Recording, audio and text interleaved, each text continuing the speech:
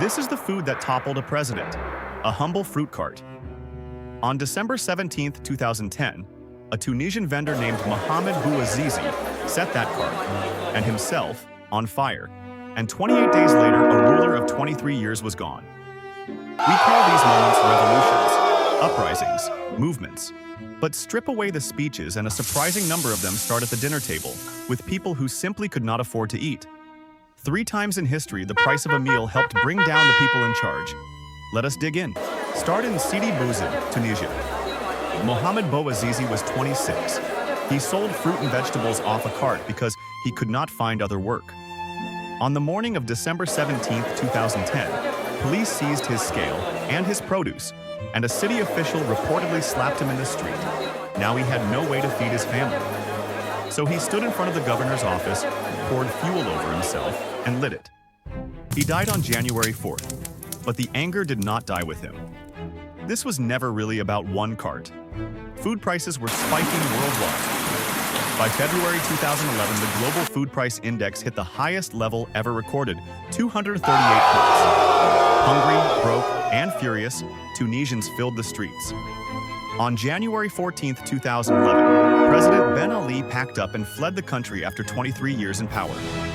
Then it jumped the border.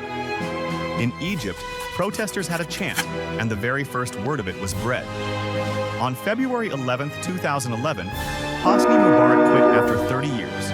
But Egypt had done this before, and that time it was purely about food. Rewind to January 1977. President Anwar Sadat needed loans from the West, and the World Bank wanted him to stop spending so much keeping bread cheap. So on the night of January 17th, his government cut subsidies worth around 277 million Egyptian pounds. Overnight, bread and basic goods got more expensive. The next morning, January 18th, Egypt exploded. For 2 days, riots tore through Cairo, Alexandria, and nearly every major city. Around 80 people were killed, more than 550 hurt, and about 200 arrested. Sadat sneered that it was an uprising of thieves, but he got the message fast. Within 48 hours, he canceled the price hikes and put the subsidies right back. He kept his job. Everyone else saw the lesson. Touch the price of bread, and the country burns. Now go back further, to France. Long before anyone stormed the Bastille, there was a warning nobody listened to. In 1774, a new finance minister named Turgot let grain prices float free. Then the harvest failed and bread prices climbed.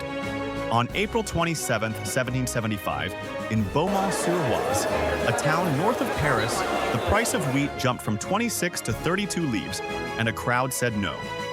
The riots spread across the whole Paris region for 3 weeks. Villagers stopped grain barges, raided bakeries, and forced sellers to lower their prices at the point of a pitchfork. The king, a young Louis XVI, sent in the army.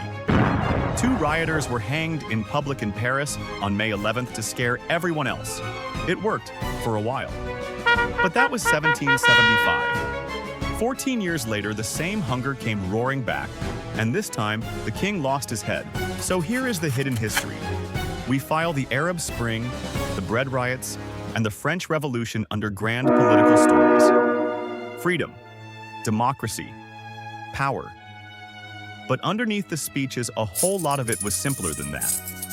It was people who could not afford dinner and rulers who forgot they were watching. An empire can have armies and secret police and gold. None of it holds when the bread runs out. New food history every week. Come back hungry.